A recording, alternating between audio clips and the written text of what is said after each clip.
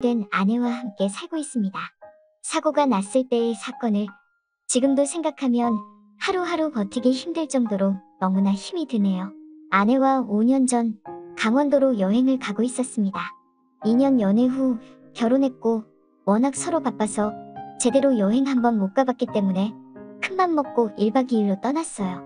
펜션도 좋은데 잡았고 맛있는 것도 먹으면서 즐거운 시간을 보냈죠. 그렇게 늦게까지 오래간만에 휴식을 즐겼습니다. 서로 대화할 수 있는 시간도 많이 없었기 때문에 주어진 시간에 많은 대화를 했죠. 그렇게 새벽 2시쯤 해변을 걷는데 춥다는 아내의 말에 펜션으로 들어가려고 차에 올라탔어요. 아내는 간단하게 한잔했었고 저는 술을 싫어해서 아예 먹질 않았습니다. 그렇게 운전을 하며 아내가 좋아하는 음악을 틀어주고 밖에 야간 풍경을 보며 천천히 달리고 있는데 사거리에서 신호가 걸려 대기하던 도중 갑자기 저희 앞으로 차가 빠르게 돌진하기 시작하더니 결국 엄청난 충돌과 함께 아내와 저는 응급실에 실려가게 되었습니다. 그런데 문제는 저는 차를 폐차시킬 정도로 엄청난 큰 사고였음에도 불구하고 제 몸은 기적적으로 타박상 정도였지만 아내는 식물인간이 되어버렸습니다. 그런 상황들이 저에게는 너무나도 절망적이었고 받아들이기가 힘들었어요. 저희 차량에 돌진한 사람은 사과 한마디 없었고 기억이 나지 않는다며 법대로 처벌받겠다는 말뿐이었습니다. 음주운전 때문에 한 사람이 평생을 식물인간으로 살아야 하는데 자신의 잘못을 뉘우치지 않는 게 너무 화가 났네요. 그리고 대개 이런 상황들이 오게 되면 꼭 사고를 낸 사람은 멀쩡하더라고요. 참 웃기죠. 처벌도 적게 받고 사과 한마디 하지도 않는 그런 쓰레기 같은 사람은 지금도 어딘가에서 잘 살고 있으니까요. 세상이 참 웃기게 돌아가는 것 같네요. 그렇게 아내가 식물인간이 된 지 벌써 5년이라는 시간이 지나버렸어요. 신혼생활 1년 아내를 간병한 지 5년입니다. 아들 얼굴이 많이 수척해졌네. 밥은 잘 챙겨 먹고 연락도 잘 안 돼서 이렇게 찾아왔다. 얘기 좀 하고 싶은데 내가 워낙 바빠서 시간을 낼 수가 있어야지. 내일 일찍 출근해야 하니까 용건만 간단히 하고 들어가. 엄마는 말이야. 우리 아들이 이렇게 살고 있는 거 너무 보기 너무 힘들구나. 서로 사랑했던 사이긴 하지만 현실이 너무 처참하다 보니 젊은 나이에 평생을 이렇게 살 거라는 걸 생각하면 엄마가 오래 살지 못할 것 같다. 그러니 이쯤에서 그만하는 게 어떻겠니? 그동안 너도 할 만큼 했잖아. 언제까지 깨어날지도 모르는데. 아니 깨어날 일이 없다고 의사가 말했잖니. 엄마 그런 말 하려면 돌아가세요.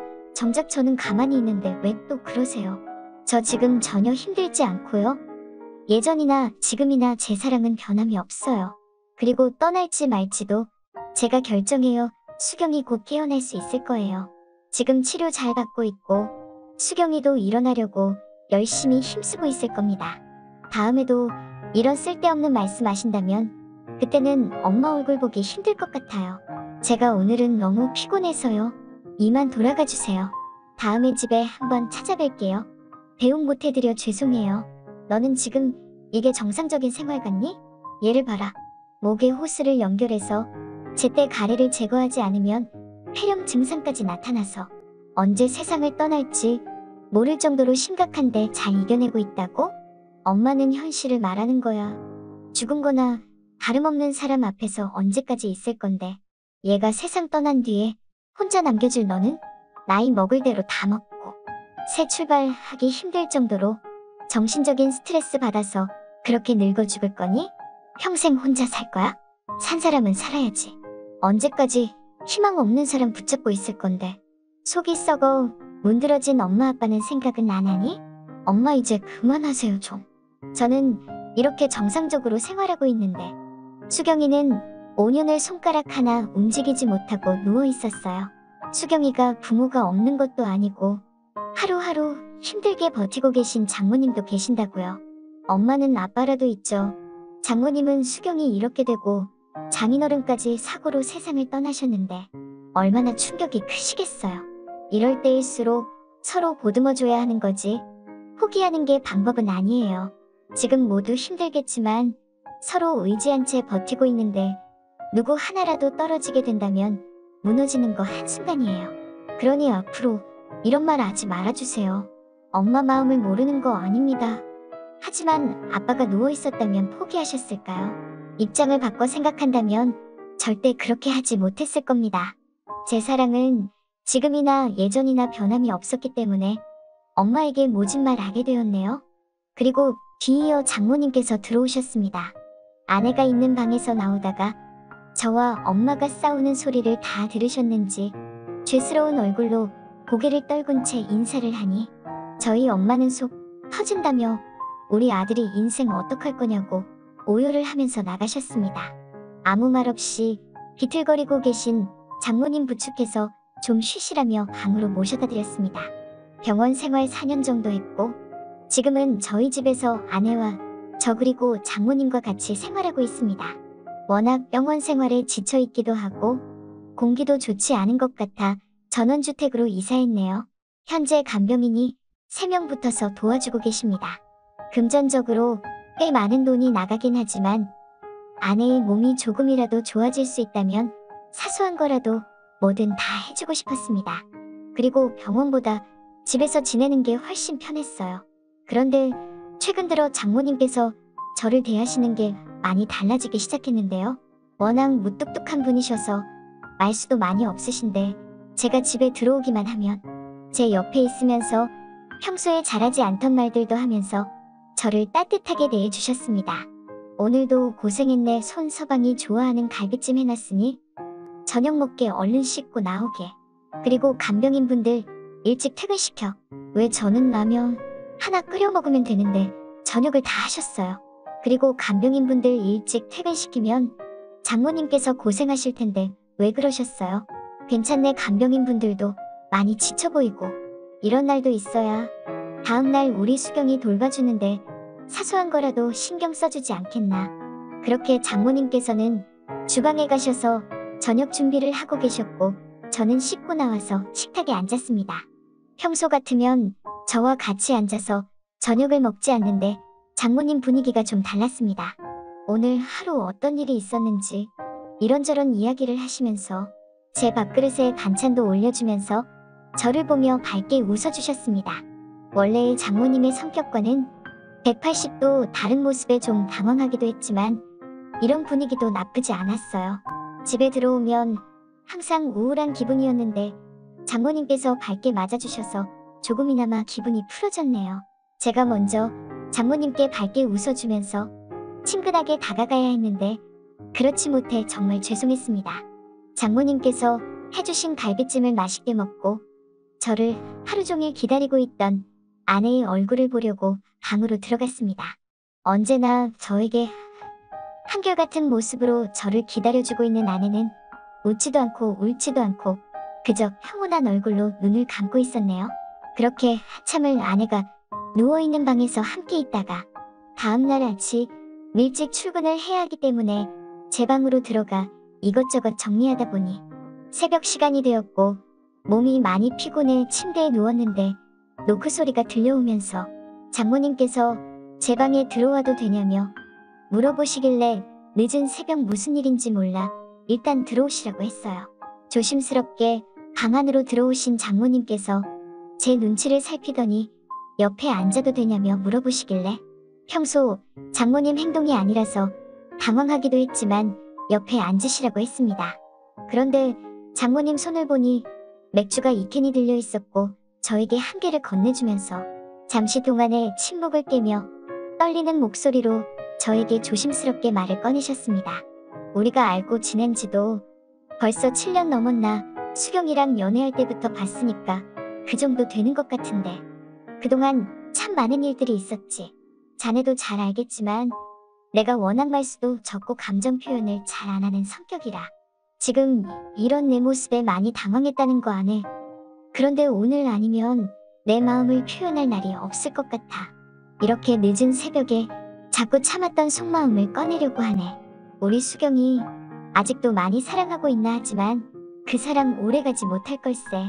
지금 현재는 자네가 아직 젊고 돈을 벌 수 있는 능력이 있어서 그런 거지. 시간이 지나고 자네 몸도 점점 약해지면 그땐 우리 수경이 감당하기가 너무 힘이 들 거야. 그때는 아마 별의별 생각이 다 들겠지.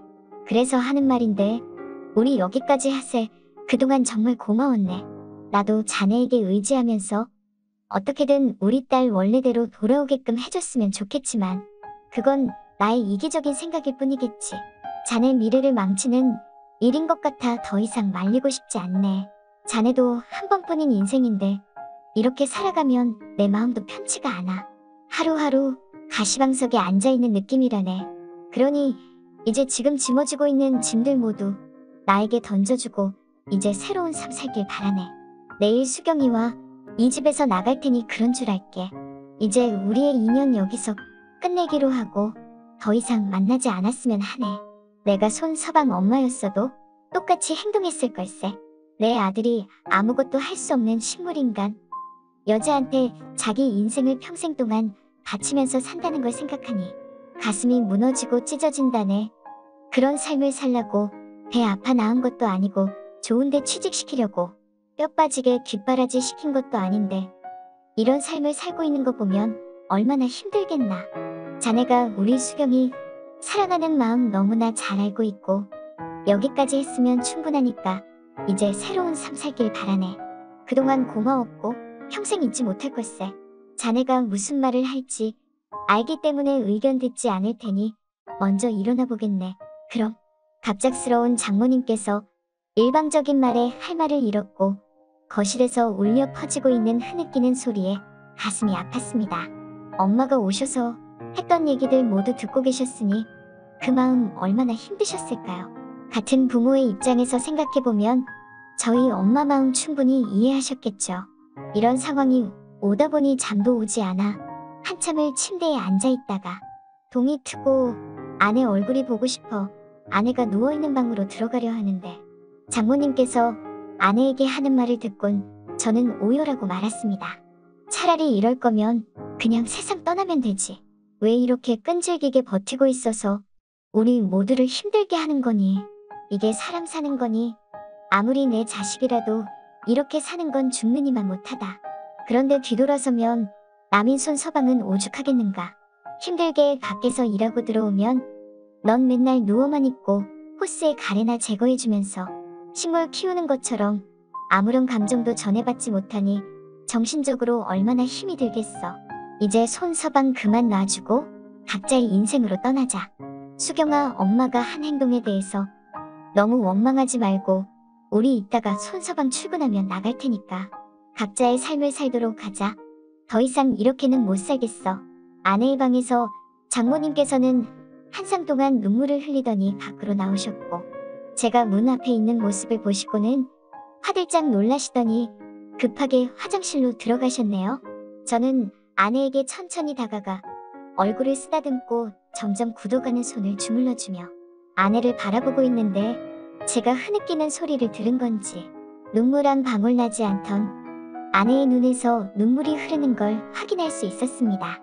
그때 알았죠. 몸은 움직일 수 없어도 들을 수 있다는 것을요. 여태까지 아내는 단 한 번도 눈물을 흘린 적이 없었던 건 혹시라도 자신이 눈물이라도 흘리면 제가 더 힘들어질까봐 꾹꾹 눌러 참아왔던 것 같습니다. 아내의 눈에서 흐르는 눈물은 제발 나를 버리지 마. 떠나지 마. 평생 함께하고 싶어. 라고 저에게 외치고 있는 것 같았고 그런 모습을 보니 장모님께서 내린 결정을 받아들일 수 없었어요. 저는 회사의 사정을 말한 뒤 하루의 시간을 비워 둔 후 장모님이 계신 방을 두드렸습니다. 아무 말 없이 조용히 방문을 열어주셨고 방 안에는 그동안 지내시면서 사용하셨던 짐들을 캐리어에 담고 계셨어요. 저는 장모님 손을 잡으며 수경이가 우리 말을 다 듣고 있었다며 눈물을 흘리고 있는 모습을 보니 더욱더 수경이를 놔줄 수 없고 죽으나 사나 평생을 함께하기로 약속을 한 결혼이기 때문에 제가 결정한 인생 후회 없이 최선을 다해 수경이가 깨어날 수 있도록 노력한다며 장모님께 제가 한 결정에 대해서 후회하지 않는다고 충분한 설명을 통해 전달했습니다. 앞으로 장모님께서 수경이와 함께 밖으로 나간다면 둘은 아마 오래 버티지 못할 겁니다. 어디 가서 뭐 하며 살겠어요. 이 집을 나가려 한다는 건 그만큼 마음속으로 결정한 부분이 있었기 때문에 병늦게 제 방으로 찾아오신 거겠죠. 그렇게 제가 장모님께 보여드린 굳은 결심으로 인해 지금까지 잘 버티며 살아오고 있습니다. 그런데 이런 저희 모습을 보고 하늘에서 감동받으셨는지 아내에게 기적이 일어나고 있었습니다. 아마 아내도 저희가 눈으로 볼 수는 없지만 나름 빨리 회복하려고 열심히 노력하고 있는 것 같았어요. 기적이라고 말하면 갑자기 벌떡 일어났나라고 생각하시는 분들에겐 죄송하지만 저희 기준으로의 기적은 아내와 의사소통이 된다는 거였습니다. 이것만으로도 너무나 감사하고 하루하루 사는 게 행복하며 그동안의 고생을 모두 씻어 내려주는 것처럼 기쁘고 좋았어요. 비록 말을 할 순 없지만 아내가 감고 있던 눈을 뜨게 되었고 아내와 마주치는 눈동자로 모든 대화를 할 수 있고 느낄 수 있었습니다. 비록 눈을 깜빡거리며 단어 하나하나 맞춰가면서 대화하는데요. 퇴근한 저에게 제일 처음으로 하는 말은 사랑해입니다. 이렇게 아내가 살아있다는 것에 너무나 감사할 뿐이네요. 그리고 손가락과 발가락이 조금씩 움직이기 시작했습니다. 그런 발전된 모습에 간병인 분들도 더욱더 열심히 손과 발을 마사지해 주셨고 장모님께서도 지금은 많이 밝아지셨어요. 포기하면 그 자리에서 멈추게 되고 그걸로 끝인 게 되지만 쓰러지고 또 쓰러져도 포기하지 않고 계속해서 일어나고 헤쳐나간다면 그 끝은 분명 밝은 미래가 저희를 기다리고 있을 겁니다. 비록 사람마다 사는 환경이 모두 제각각이지만 저희가 살고 있는 지금의 삶이 저는 너무나 행복하네요. 제 사연을 듣게 되신 많은 분들께서 수경이에게 힘이 될 수 있는 격려의 말 한마디 해주신다면 분명 더욱더 힘을 내서 언젠가 여러분들께서 남겨주신 격려의 글 덕분에 이런 날이 왔다며 컴퓨터 앞에 앉아 고마움을 표시로 사연을 적어 내려가지 않을까 생각합니다. 각자의 인생의 힘든 부분 분명히 있으실 테고 경기가 안 좋은 요즘 시기에 잘 헤쳐나가셔서 밝은 빛이 오는 그날을 꿈꾸며 하루하루 행복하게 인생을 살아가시길 바랍니다. 제 부족한 사연 들어주신 여러분, 제 항상 좋은 일 가득하시고 축복받으시길 바라며 이 글을 마무리하겠습니다. 감사합니다. 오늘의 사연은 여기까지입니다. 댓글로 여러분들의 생각과 조언을 남겨주세요.